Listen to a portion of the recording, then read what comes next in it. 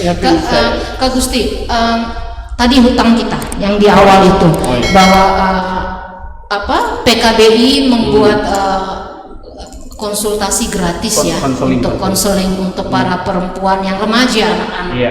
Nah, temuannya apa? Ya, sebenarnya kalau temuannya sih bervariasi karena latar belakang soal beda-beda.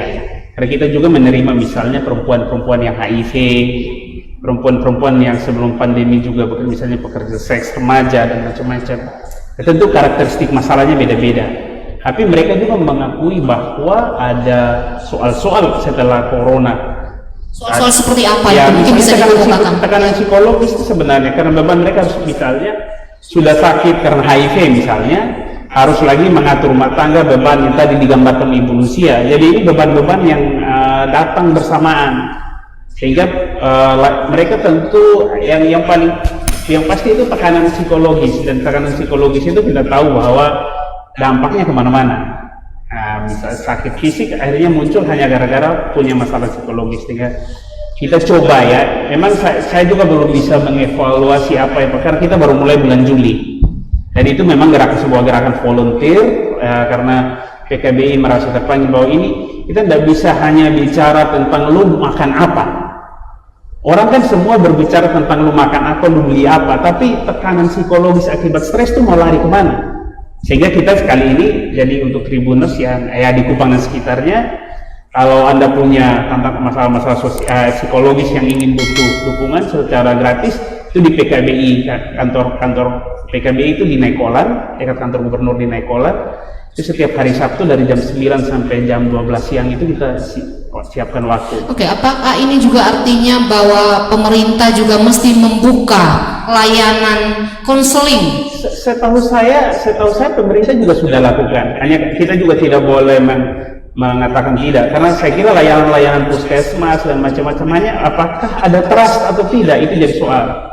Dan isu psikologis ini kan saya kira belum menjadi isu yang ramai dibicarakan.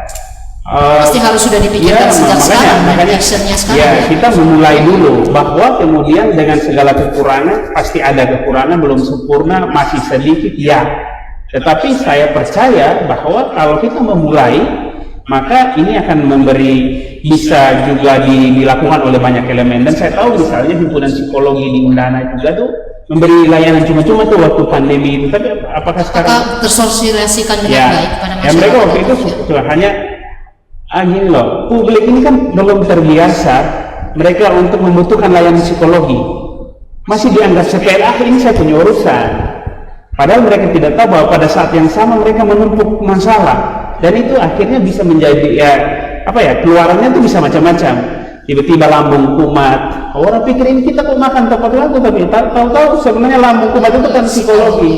Kalau Kak Gusti ngelihat selama ini di masa pandemi ini, peran pemerintah kita sendiri bagaimana, khususnya di Provinsi NTT dalam bukan saja penanganan COVID untuk keseluruhan, tapi lebih khusus untuk perempuan, bagaimana kalau Kak Gusti melihat?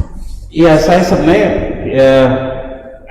tidak fair juga kalau saya menilai tidak punya data yang cukup baik. Kita harus mencermati kebijakan-kebijakan supaya kita bisa lebih fair lebih objektif dalam menilai. Tapi bagi saya begini, semua program-program COVID itu kan arahnya sudah untuk seluruh masyarakat NTT, tidak dipikir. Hanya saya pikir pemerintah perlu punya rumusan kebijakan yang spesifik.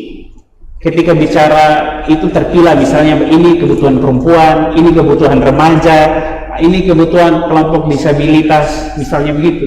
Kalau tidak, kita samaratakan semua. Ini sebenarnya kebijakan yang juga pukul rata. Tapi saya juga mesti toleransi bahwa ini pandemi ini mengubah banyak hal. Termasuk misalnya harus refocusing, realokasi, mengubah paradigma, mengurangi perjalanan, macam-macam. Ini kan sesuatu yang sudah lama berurat akar di birokrasi, dan ini akan diubah. Dan saya percaya juga tentu ada dinamika-dinamika. Tapi kalau boleh saya menyarankan, memang ini mesti duduk bersama, mesti menghasilkan kebijakan itu betul harus berbasis data. Dan saya tahu bahwa banyak orang, terutama perempuan yang akhirnya yang tadi digambarkan Ibu Lucia menerima beban ganda akibat pandemi corona ini. Tetapi kita tidak boleh hanya berhenti di situ. Kita juga harus pikirkan langkah-langkah yang lebih konkret Ya kalau saya di PKBI ya saya bisa mulai yang itu dulu. Tentu sebagai LSM kapasitas dan ruang gerak saya tidak sebesar pemerintah. Kalau kami PKBI sudah bisa buat begini yang kecil ini, saya percaya pemerintah provinsi dan pemerintah kabupaten kota bisa lebih buat lagi. Kalau kita bisa buat taman banyak-banyak kan harusnya kita bisa buat layanan-layanan psikologi yang ramah pada perempuan. Dan mungkin layanan psikologi itu bisa terjadi di taman-taman itu ya? Iya, saya tidak boleh. Bikin bilik gitu ya, bikin bilik khusus untuk melayani konseling gitu ya. Karena kita nih gini loh, kita sekarang juga di bawah ancaman apa ya? Ancaman kekeringan. Kan BMKG sudah merilis. Nanti yang pusing juga kalau air susah itu perempuan juga. Karena perempuan membutuhkan air jauh lebih banyak dari laki-laki.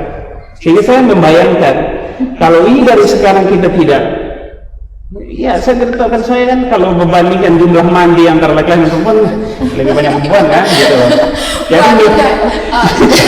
Jadi maksud saya bercanda, tapi memang riset memperlihatkan bahwa kebutuhan perempuan akan air jauh lebih tinggi. Sehingga polusi yang tidak ramah menghadapi iklim, perubahan iklim itu polusi yang bisa tidak ramah pada perempuan. Karena kalau air tidak bisa diselesaikan secara baik, orang sudah susah mau beli beras atau beli air di tangki. Tambah pandemi COVID nah lagi. itu maksud saya gitu. Belum oke aja.